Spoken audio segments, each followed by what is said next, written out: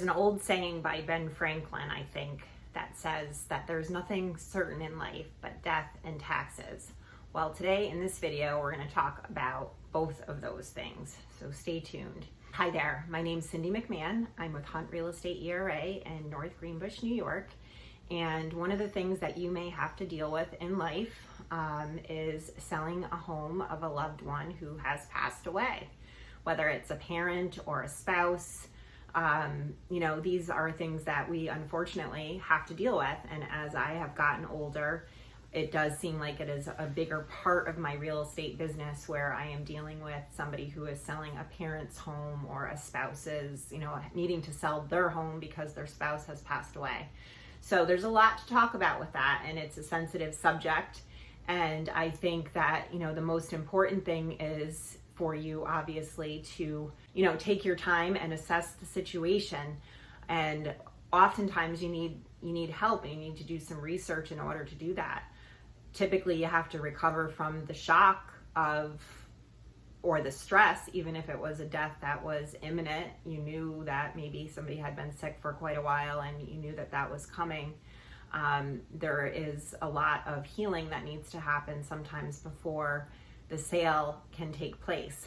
On the other hand, you may be in a situation where there's a mortgage on the property, or there's some issue with probate, and you have to sell the property more quickly than really what you emotionally feel capable and ready to do. And, again, the assistance of a skilled realtor in this case is extremely important. A skilled realtor and a compassionate realtor, somebody who has experience dealing with estates and the emotions that are involved in it. So your number one step really is to consult an attorney and to talk with that attorney about what your responsibilities are.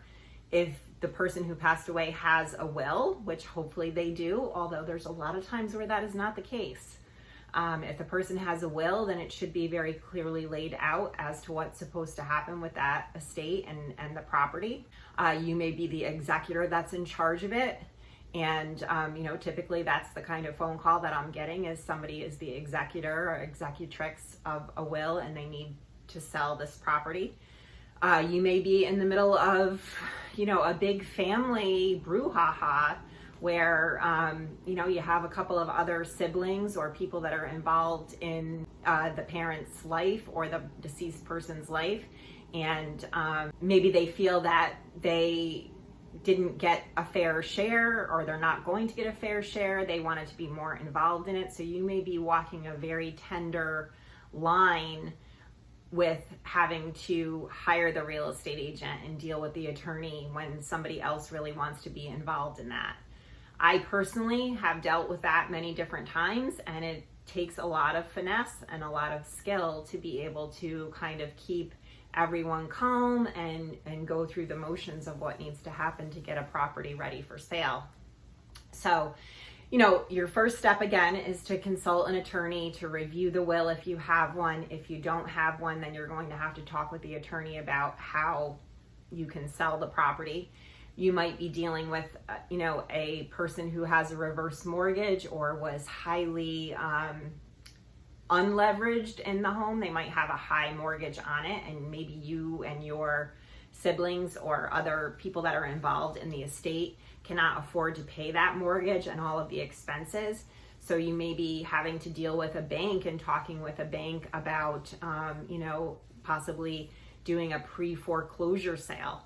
So there can be an awful lot to it, and it's a scary time. And I think it's important to have an ally on your side to get you through that. So once you figure out what has to happen and when it has to happen, then your next step is really going to be probably going through all of the things that are in the house. And how do you do that? And how do you do that quickly and also thoroughly? And how do you deal with all of the emotions involved in all of that? So that is something too where there are a lot of resources in our area to help you. There's Organized Senior Moves. There's a company called Call Sheila who does quite a lot of that sifting and sorting and organizational weeding out of belongings. I have a list that will help you decide where to donate things. If you want to donate things, you may have people that want to take property out of the house, materials, furnishings out of the house, and getting that all straightened out is part of the process of prepping the home for sale.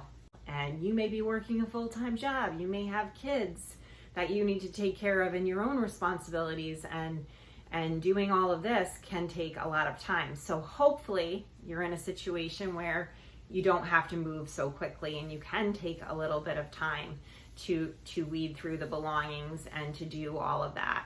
And then we need to talk about, how do we get the most money out of the house? How do we get the most equity out of the home for the estate?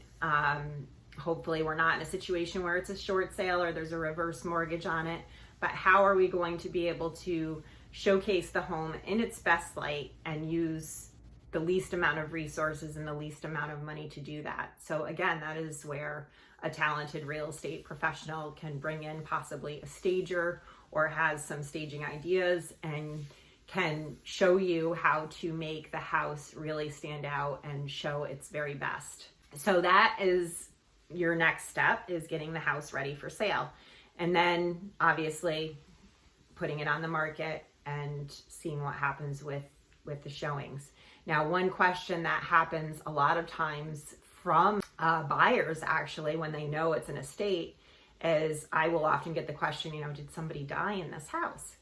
And we as real estate agents are not required in New York State to answer that question. However, I will tell you that if I knew the answer to that question, I probably would answer it. And that would be something that I would have to talk to my client about, who is the seller of the house, because they're going to find out anyway. If they move in across the street, the neighbor is talking, they're talking across the fence one evening, and they hear about how the ambulance came and something happened in the house.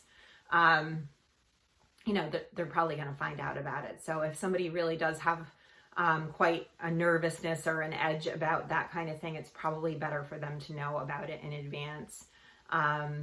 So it's just a sticky situation.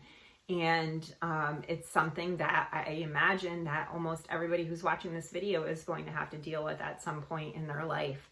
So a big message at the end of all of this is, if you are watching this and you're not in this situation right now, get your affairs in order. Help your parents get their affairs in order, because obviously the clearer and more concise you can be about what your wishes are after you pass away and how your finances are handled and anything that's going on with your home and how you want things divided, the clearer you can be about that, the better off your loved ones are going to be at the end of the day. And that will hopefully make you rest easier in the afterlife.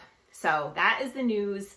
I'm happy to answer any questions about this very sticky subject and emotional time that people have in their lives. And I'm here for you. I've been through it a couple different times. I've had it happen in my own family.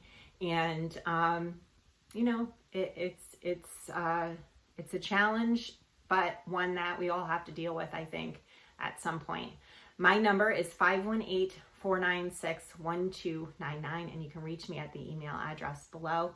And please, if you found this information valuable, please like the video, please comment on it, and please consider subscribing to my YouTube channel. Thank you, and have an awesome day. Bye-bye.